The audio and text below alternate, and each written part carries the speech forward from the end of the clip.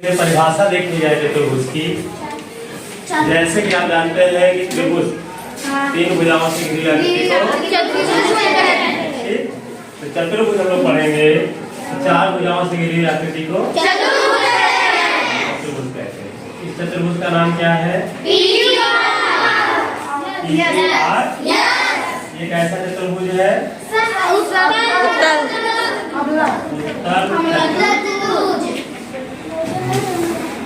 और ये चतुर्भुज ऐसा भी होगा, आप देखेंगे ये भी चतुर्भुज ही होगा। और ये आपका हो गया सीडी। ये कैसा चतुर्भुज हुआ? अवतल चतुर्भुज। लेकिन हम लोग कौन सा चतुर्भुज पढ़ेंगे? केवल उत्तल चतुर्भुज पढ़ेंगे। कौन सा चतुर्भुज? उत्तल चतुर्भुज। ठीक, यस सर। चतुर्भुज के प्रकार देखते हैं। चतुर्भुज के प्रकार आप देखेंगे चतुर्भुज के, तो क्या हो जाता है? समांतर चतुर्भुज। कौन सा? समांतर चतुर्भुज। ठीक, समांतर चतुर्भुज के आप भाग देखेंगे और उसके बाद देखेंगे समांतर चतुर्भुज भाग अगर देखते चाहेंगे आप तो सम चतुर्भुज। यहाँ मिस्टेक है, सम चतुर्भुज। और फिर इसी का भाग हो जाएगा आयत वर्ग। आयत फिर उसके नीचे वर्ग। और समांतर चतुर्भुज के आगे देखेंगे भाग और आप तीन हो जाएगा। एक हो जाएगा समलंब और पतन। समलंब चतुर्भुज और पतन। ठीक, क्या आपने देखा? समांतर चतुर्भुज, समलंब चतुर्भुज, पतन। और समांतर चतुर्भुज का भाग आपने देखा सम चतुर्भुज, आयत और परिभाषा आपने शुरुआत की चतुर्भुज की। चार भुजाओं से घिरी आकृति को जब चतुर्भुज है इसमें चार कोण होंगे, चार भुजा होगी, चार शीर्ष होंगे। ये आपने देखा। इसकी चार भुजाएं पी क्यू, क्यू आर, ये चार इसकी भुजाएं होंगे। चार शीर्ष पी क्यू आर यस। इसकी क्या हो गए? चार भुजा हो गए। चार कोण आप देखेंगे, कोण पी कहिए चाहे यस पी क्यू कहिए या क्यू पी यस कहिए, चाहे कोण क्यू कहिए चाहे इसी का बोल सकते हैं पी क्यू आर या और कोण आर की बात होगी तो क्यू आर या यस आर क्यू। और अंतिम कोण यस है, इसको यस कहें या आर यस पी या मींस जो कोण बोला जाता है वह बिंदु कहाँ होना चाहिए? बीच में होना चाहिए। जैसे पी यस आर की बात हुई, इसमें आप देख रहे हैं तीन अक्षर है, इसमें यस है वो कोण है, इसलिए पी यस आर इस कोण को बोला जाता है। चार कोण, चार भुजाएं और चार चीजें रहेंगी, लेकिन अलग अलग भुजाओं के समांतर होने के नाते, बराबर होने के नाते, आमने सामने की भुजाओं के समांतर होने के नाते आप देखेंगे चतुर्भुज इतने प्रकार के होते हैं। पहले इसको देखा जाए समांतर चतुर्भुज। पहला क्या है? समांतर चतुर्भुज में क्या होता है? ऐसा चतुर्भुज जिसकी आमने सामने की भुजाएं फिर से ऐसा चतुर्भुज जिसकी आमने सामने की सम मतलब बराबर और अंतर मतलब समान। अंतर मतलब क्या हो? समांतर। सम मतलब बराबर भी हो और उनके बीच का अंतर भी समान अर्थात वो समांतर भी हो। ठीक, तो आप ये त्रिभुज देखेंगे समांतर चतुर्भुज आप देखेंगे ये कैसे चतुर्भुज का? समांतर चतुर्भुज वाले इसका नाम हमने दे दिया है ABC। इसमें अगर बात की जाए, यदि बात की जाए तो AB समांतर BC और AD समांतर BC, तो आमने सामने की भुजाएं समांतर भी है और बराबर भी है। सम चतुर्भुज ना होकर कैसा होगा? समान अंतर है भुजाओं के बीच में। ये दोनों भुजाएं बराबर है आमने सामने की और समांतर भी है।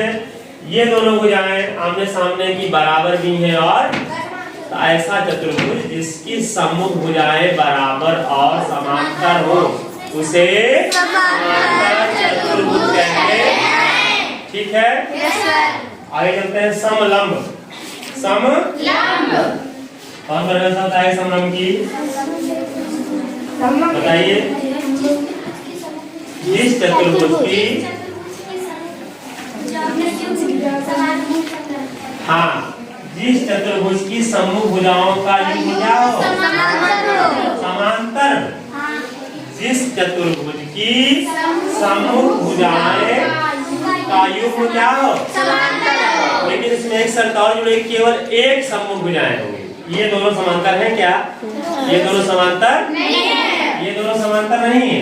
ये दोनों समांतर नहीं है, लेकिन ये दोनों क्या है? समांतर है। ऐसा चतुर्भुज, ऐसा चतुर्भुज जिसकी इसका एक युग्म, एक जो युग्म है भुजाओं का वो क्या हो? समांतर हो। एक युग्म मतलब जोड़ा। ऐसी दो भुजाएं जो क्या हो? समांतर हो, वह क्या कहलाता है? समलंब चतुर्भुज कहलाता है। आगे देखते हैं पतंग। क्या देखते हैं? पतंग के बारे में क्या होता है? पतंग ये बना लिया जाए। पतंग ऐसे आपने देखा होगा, इस तरह पतंग होती है। इसमें क्या होता है? संलग्न भुजाएं। कैसी भुजाएं? संलग्न भुजाएं। कौन कौन सी? आसन या संलग्न दोनों कह सकते हैं। आसन या संलग्न। संलग्न मतलब जुड़ी हुई, एक दूसरे से जुड़ी हुई। संलग्न भुजाएं क्या होती हैं? बराबर होती है। संलग्न भुजाओं का युग्म क्या होता है? हाँ, ये दोनों संलग्न भुजाएं, ये दोनों क्या हो गई? और इसकी बात करिए, ये दोनों भी क्या हो गई? ये भुजा इसके बराबर और ये भुजा संलग्न भुजाओं का युग्म होता है वो बराबर होता है। ऐसा चतुर्भुज क्या कहलाता है? पतंग।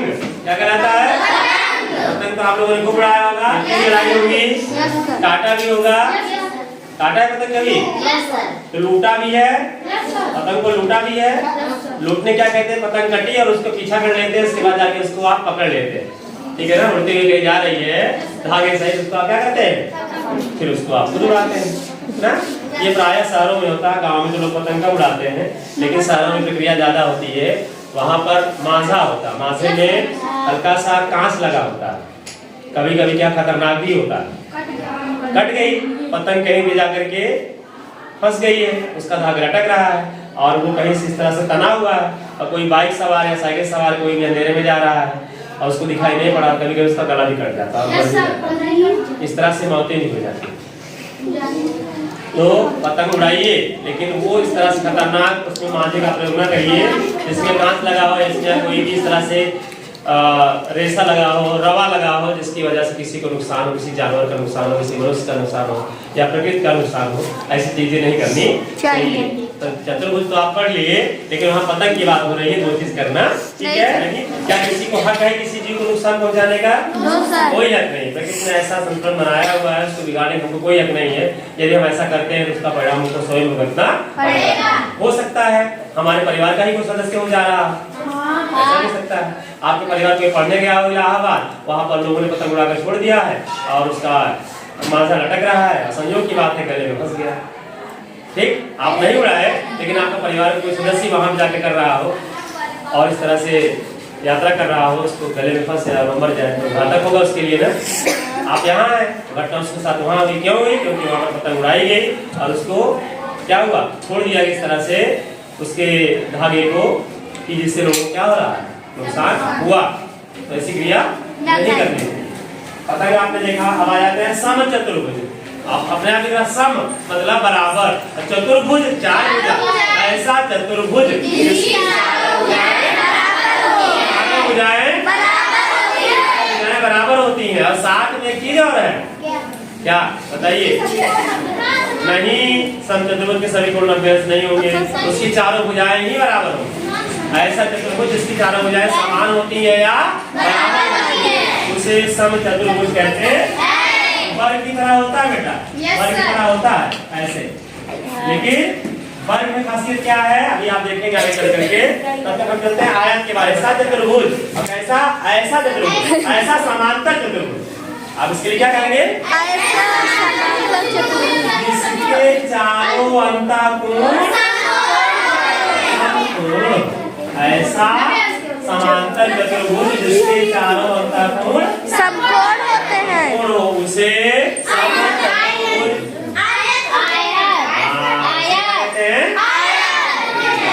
दे रहे हैं, उसे आयत कहते हैं। ऐसा चतुर्भुज जिसके चारों अंतःकोण उसे आयत कहते हैं। और वर्ग की बात करते हैं, ऐसा चतुर्भुज जिसकी चारों